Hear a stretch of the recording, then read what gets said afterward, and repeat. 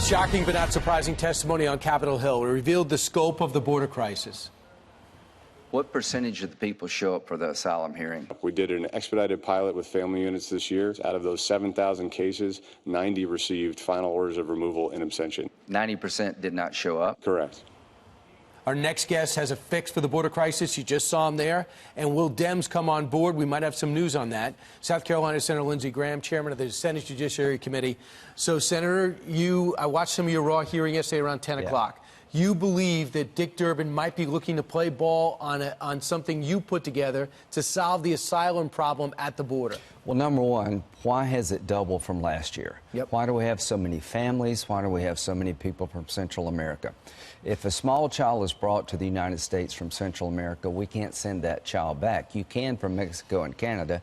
You got to change that law. If you got a minor child, you can only hold them for 20 days. That's not enough to process the case, so we turn the entire family loose into the country. If you read a card asking for asylum, you're entitled to a hearing. It takes 3 years to get a hearing. We don't hold people 3 years. We let them loose in the country. They never show up. So I'm going to change the law to say that if you apply for asylum from Central America, you have to do it in your own country or Mexico, not here. It made sense. The president got behind it, then talked comprehensive and muddied the waters, perhaps. But if the president gets behind it, you still need Democrats. You need 60 to even get to the House.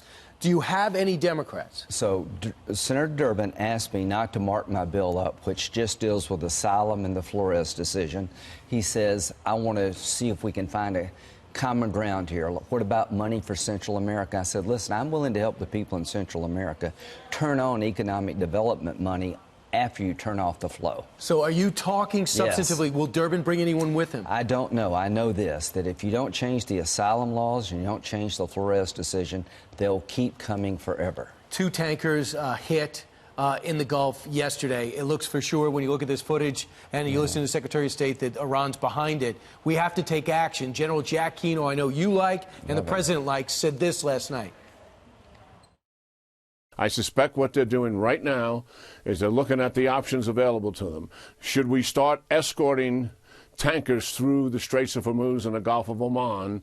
Do we take a measured military response once and for all to deal with these guys and take something down that they own and they value? Got to hang tough, and we also got to let the Iranians know and be clear-eyed with them that we're determined and we're not going to back off.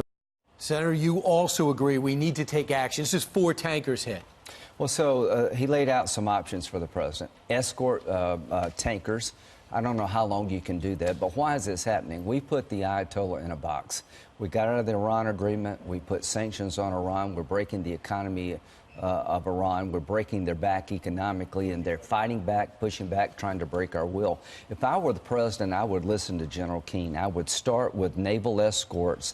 If there's a new attack down the road, I would sink their navy. Senator, Maduro is still in charge in Venezuela. North Korea is still shooting rockets, and Iran is hitting tankers. Is this a big time for the president? It's a time of testing. He said Maduro has to go. He's right. Give Cuba an ultimatum. Without Cuba, Maduro doesn't last one day. Tell Cuba to get out of Venezuela.